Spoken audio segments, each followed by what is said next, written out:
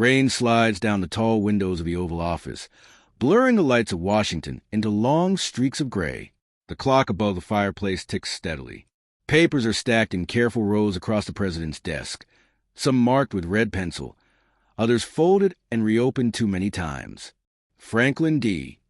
Roosevelt sits behind the desk, his hands resting on the arms of his wheelchair. His cigarette holder tilts upward, untouched. He studies a large Pacific map laid open before him, islands marked with pins and thin strings stretching across thousands of miles of ocean. The door opens quietly. Harry Hopkins steps inside. Closing it behind him, he carries a thin folder under his arm. "Mr. President," Hopkins says. Roosevelt does not look up. "You're late." The Navy briefing ran longer than expected. Roosevelt's eyes remain on the map. They always do. Hopkins approaches the desk and places the folder beside the map. "Admiral King wanted to be certain you saw the latest projections." Roosevelt finally lifts his gaze. "Projections," he repeats. "They keep changing." Hopkins opens a folder.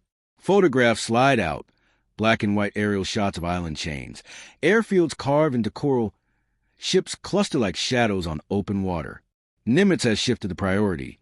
Hopkins says, "Again." Roosevelt exhales through his nose and adjusts the map slightly, aligning the Marshall Islands with the edge of the desk. He's bypassing another stronghold. "Yes."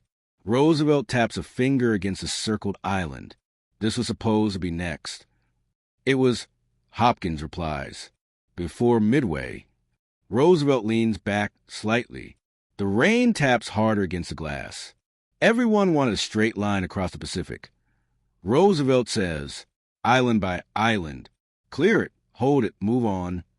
Hopkins nods. Nimitz doesn't see a straight line. He sees pressure points. Roosevelt looks at the pins again. Some are clustered tightly. Others are isolated, ignored.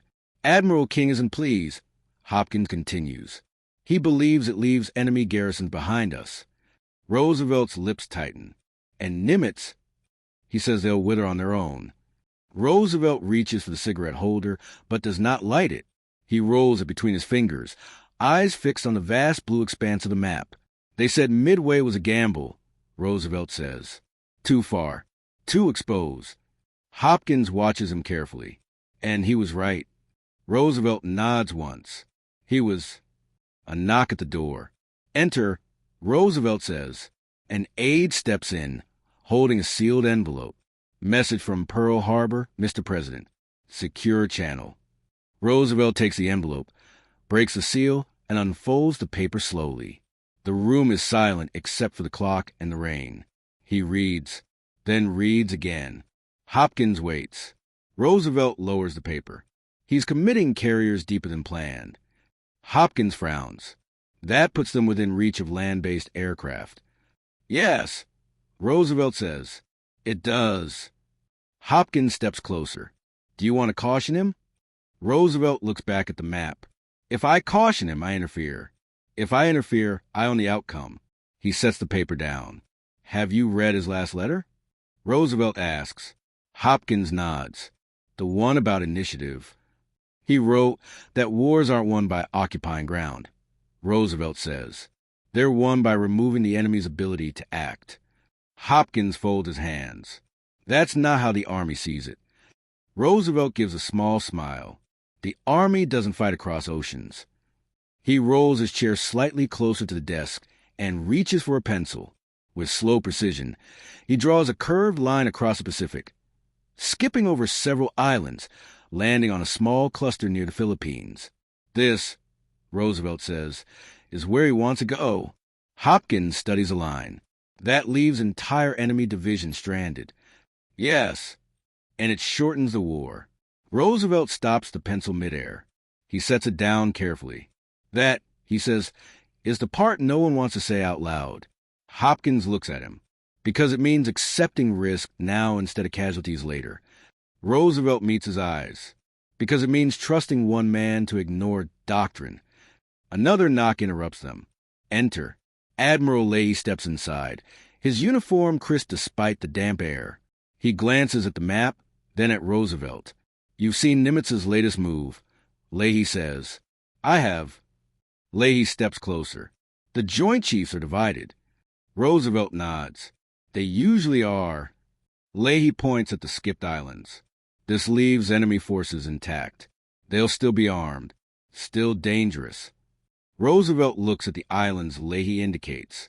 But silent. Starving. Irrelevant. Leahy hesitates. That's an assumption. Roosevelt leans forward. So is Midway. Silence fills the room. Leahy lowers his hand. You're prepared to defend this? Roosevelt's voice is calm. I already have. Leahy straightens. Then you're admitting his approach is shaping the war. Roosevelt looks back to the map, to the curved line crossing the ocean like a quiet challenge to every rule written before it. Yes, he says. I am.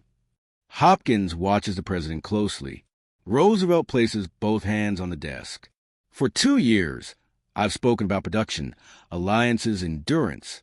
But this, he gestures at the map, this is something else. Leahy waits. Roosevelt speaks again.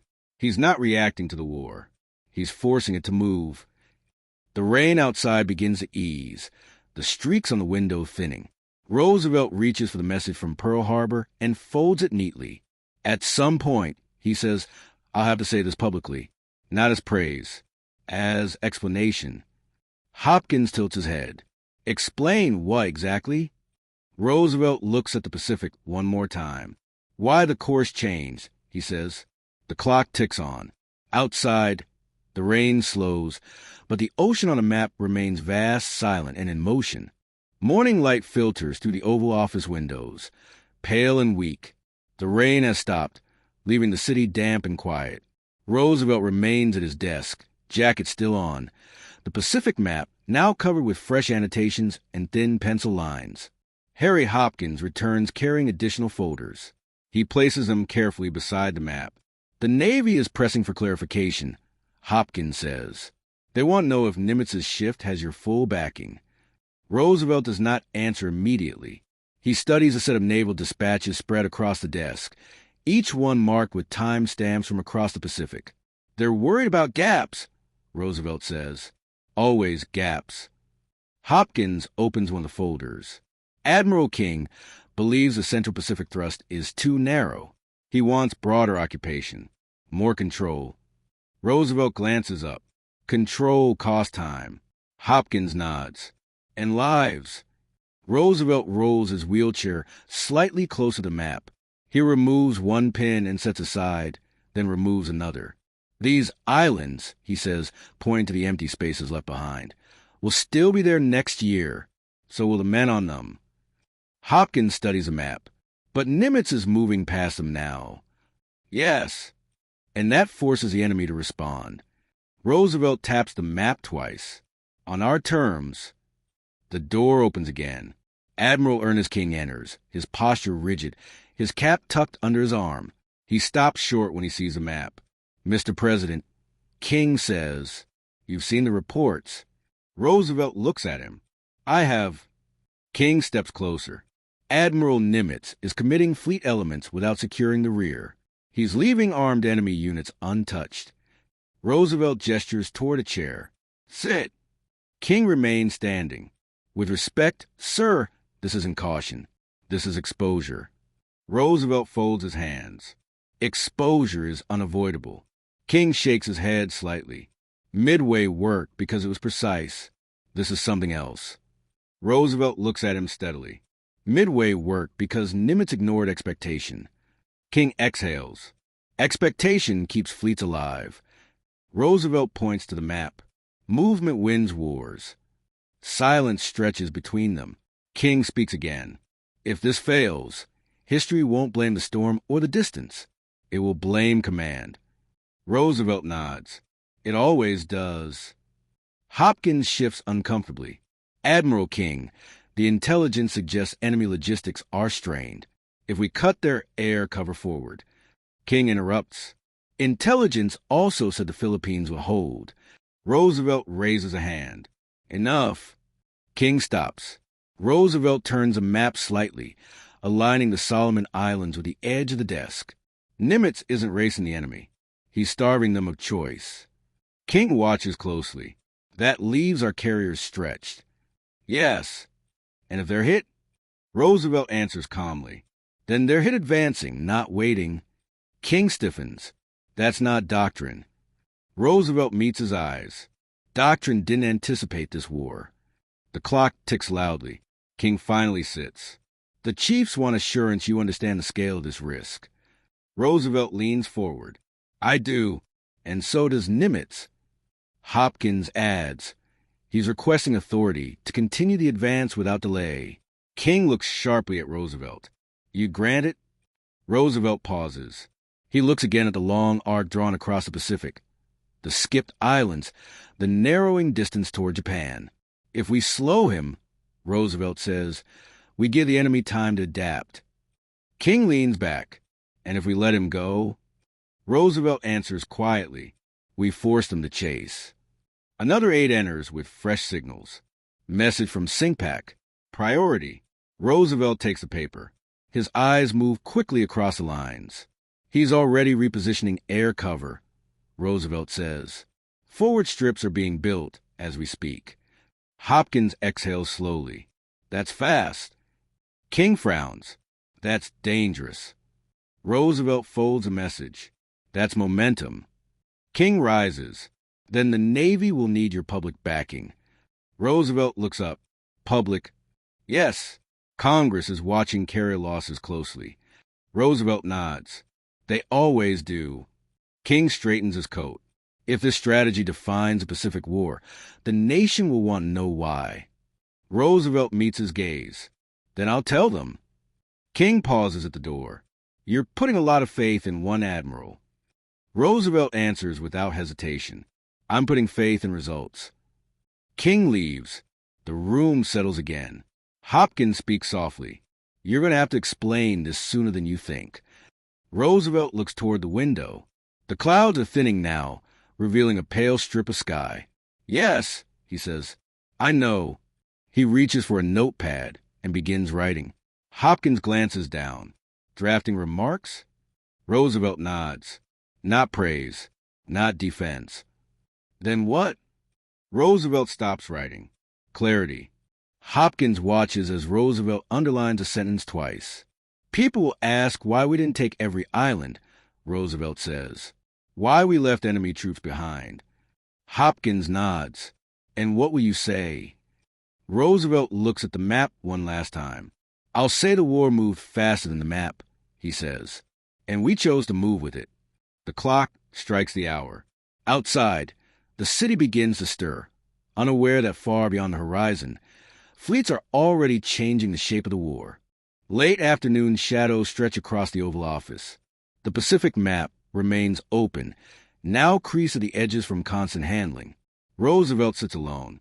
The cigarette holder rests untouched beside a stack of handwritten notes. A radio hums softly in the background. Roosevelt reaches for it and turns a dial. Static clears into a distant naval transmission. He listens without interruption, then turns it off. The door opens. Harry Hopkins enters quietly. The chiefs are meeting again. Roosevelt nods. They'll keep meeting until the war ends.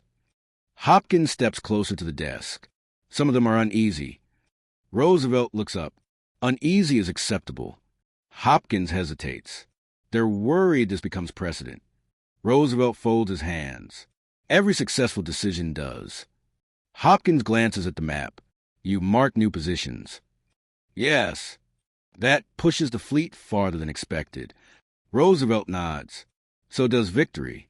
Hopkins studies him. You haven't slept. Roosevelt gives a brief smile. Neither has the Pacific. An aide appears at the doorway. Mr. President, Admiral Nimitz is on the secure line. Roosevelt straightens. Patch him through. The room fills with the faint crackle of distance. Nimitz. Roosevelt says, Mr. President, comes a steady reply. I wanted to speak before the next movement. Roosevelt gestures for Hopkins to remain. Go ahead. We've encountered heavier weather than forecast. Nimitz says, carriers are holding course. Flight operations are limited. Roosevelt listens carefully. Any enemy contact? Scattered. Nimitz replies, nothing coordinated. Roosevelt glances at the map. They're reacting late. Yes, Nimitz says. They weren't expecting us here. Roosevelt pauses. You're confident in continuing. A brief silence follows.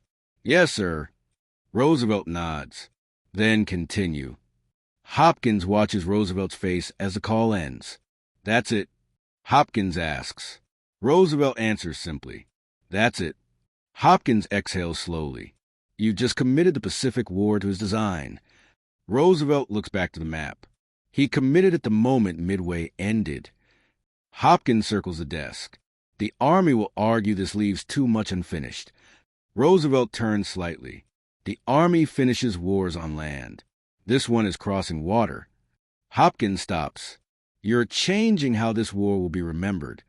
Roosevelt says nothing. The door opens again. Admiral Leahy returns, carrying a folder thick with reports. They're asking for your presence.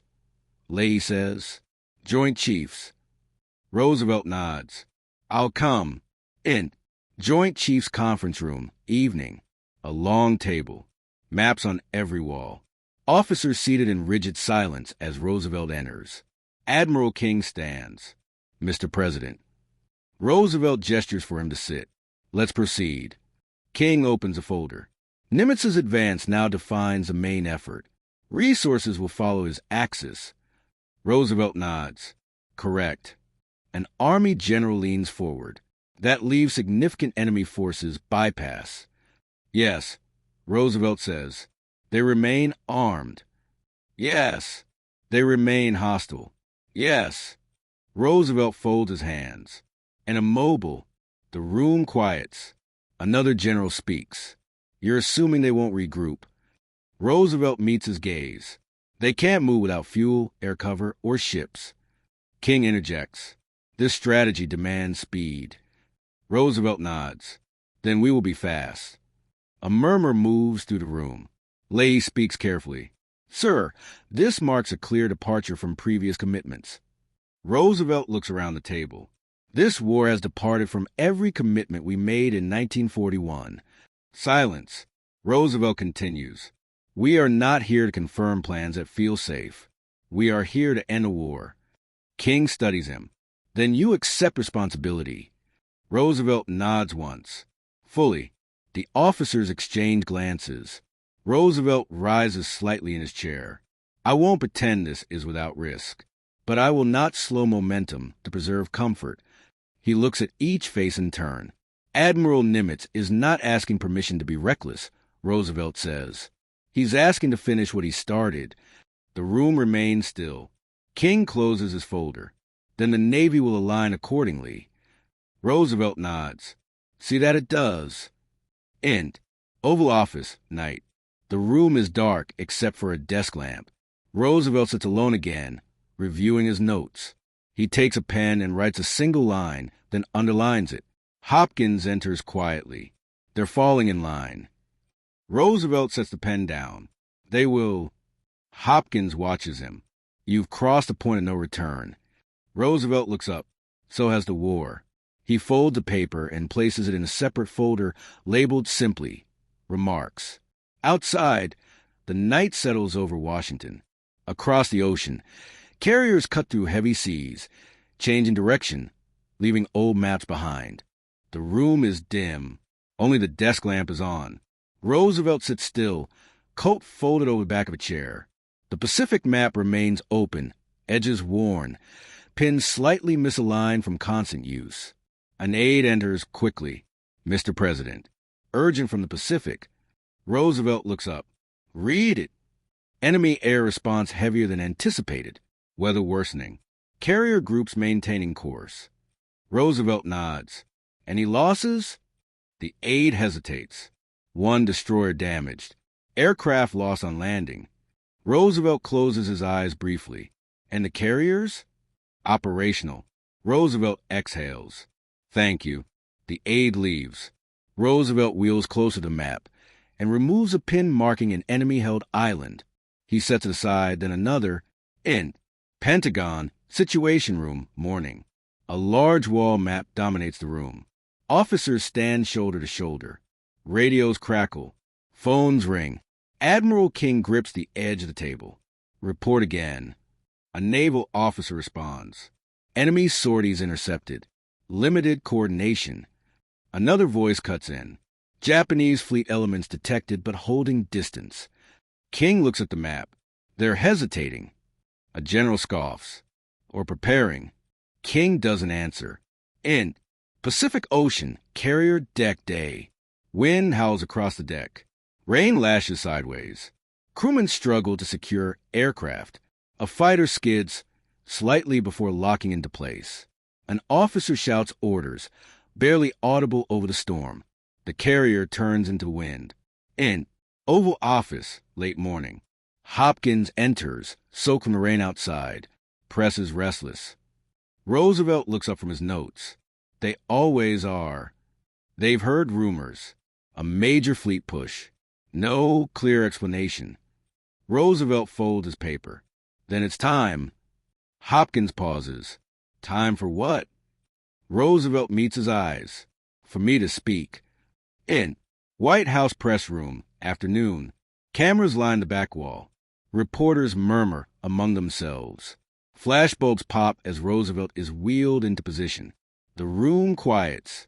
Roosevelt adjusts the microphone. He does not smile. Good afternoon, he says. Pens move instantly. Our forces in Pacific are advancing. Roosevelt continues. Not everywhere. Not along every expected path. A reporter raises a hand. Roosevelt continues without acknowledging. We have chosen speed over symmetry. Pressure over occupation. Murmurs ripple through the room. Roosevelt lifts a sheet of paper, but does not read from it. There are enemy positions behind our advance, he says. They remain armed. They remain hostile. A reporter calls out, Why leave them, Mr. President? Roosevelt looks directly ahead. Because a weapon without fuel is not a weapon. Because an army without movement is not an army. The room falls silent. We are not measuring progress by miles gained. Roosevelt says, we are measuring it by choices denied. Another reporter stands. Is this Admiral Nimitz's strategy? Roosevelt nods once. Yes. And you support it fully? Roosevelt answers without pause. I do. Cameras flash. This war will not be won by touching every island, Roosevelt continues. It will be won by breaking the enemy's ability to decide where to fight. He pauses, letting the word settle. That is why our course has changed. In Pentagon, Situation Room, same time. A radio operator turns up the volume. Roosevelt's voice fills the room. King listens, arms crossed. When the broadcast ends, the room remains silent. A young officer finally speaks. He just committed publicly. King nods. Yes, he did. In Pacific Ocean, Flag Bridge night. Admiral Nimitz stands before a chart table. Rain drums against the windows. An officer hands him a message. Nimitz reads. He folds the paper carefully and hands it back. Maintain course, he says. The officer nods and turns away. Nimitz looks at the chart again. The path forward is narrow but clear. In Oval Office night. Roosevelt sits alone, listening to distant thunder. Hopkins enters quietly. They're reacting strongly, Hopkins says. Some praise, some outrage. Roosevelt nods. Both mean they heard it. Hopkins sits. You tied your name to his... Roosevelt looks at the map. I tied the country to momentum. Hopkins studies him. And if the storm breaks a fleet? Roosevelt answers evenly. Then history will say we move when movement mattered. Hopkins says nothing. Outside, thunder rolls across Washington, across the Pacific. Waves crash against steel hulls as the fleet holds its line, pushing forward while the enemy hesitates. The course is set. Soft light slips through the curtains. The storm over Washington has passed. The Pacific map remains open, but fewer pins remain. The lines are cleaner now. Fewer detours. More direction. Roosevelt sits quietly, reviewing a thin stack of overnight reports. His glasses rest low on his nose. A cup of untouched coffee cools beside the papers. An aide enters, careful not to disturb the stillness. Mr. President. Overnight summary. Roosevelt gestures. Go on. Enemy air response continues to decline. Recon confirms several bypass garrisons are inactive. No major movement. Roosevelt nods once. And our fleet? Maintaining position. Advancing. The aide waits. Roosevelt looks up. Thank you. The aide leaves. Roosevelt folds a report and places it neatly on the desk. He turns his chair toward the window. Outside, the city moves again. Cars pass. Flags stir lightly in the breeze. The door opens. Admiral Leahy enters. You were right. Roosevelt does not turn. About what? The enemy hasn't adjusted. Leahy says, they're still guarding places we've already passed. Roosevelt turns back to the desk. They prepared for a war that stayed still. Leahy approaches the map. Nimitz's corridor is holding. Yes. Leahy studies the thin line stretching across the Pacific. You changed how this war will be taught. Roosevelt meets his eyes. I allowed it to change. Leahy nods. There's a difference. A pause. Leahy speaks again. The Joint Chiefs want to know how you'll frame this going forward. Roosevelt reaches for the folder labeled Remarks. He opens it and removes a single page. I won't frame it as genius, Roosevelt says, or daring. Leahy waits.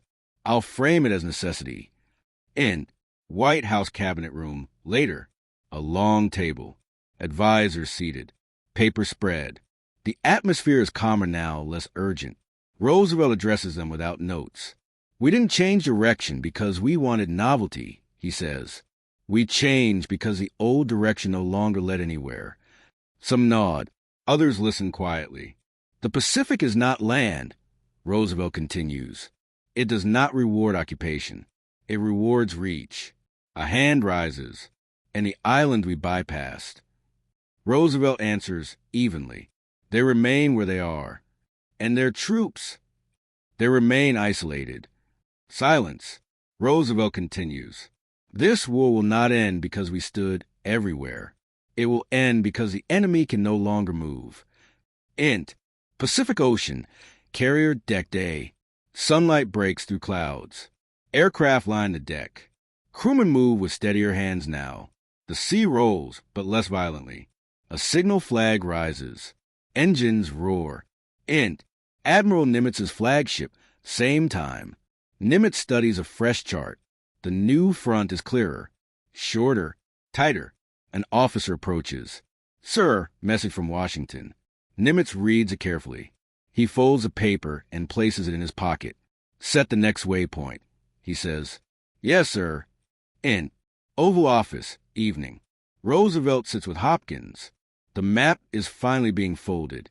They'll debate this for years, Hopkins says. Roosevelt nods. They always do. Some will say we were reckless. Yes. Others will say we were brilliant. Roosevelt allows a faint smile. Both miss the point. Hopkins looks at him, which is, Roosevelt places the folded map into a drawer. That the war didn't wait for permission. Hopkins sits quietly. Roosevelt continues. Nimitz didn't ask how wars were fought before. He asked how this one would end. Hopkins nods slowly. And you let him answer. Roosevelt leans back. I listened. In White House press room. Night. The room is empty now. Chairs pushed back. Microphones silent. A single light remains on. Roosevelt stands briefly, steadying himself on the podium before being helped away. In Oval Office. Final scene. The room is quiet. The desk is clear. No map. No pens. Roosevelt sits alone, looking at a small photograph of ships at sea. He places it face down and turns off the lamp. The room darkens. Across the Pacific. Engines hum. Waves break. Steel moves forward. The course no longer bends. It holds.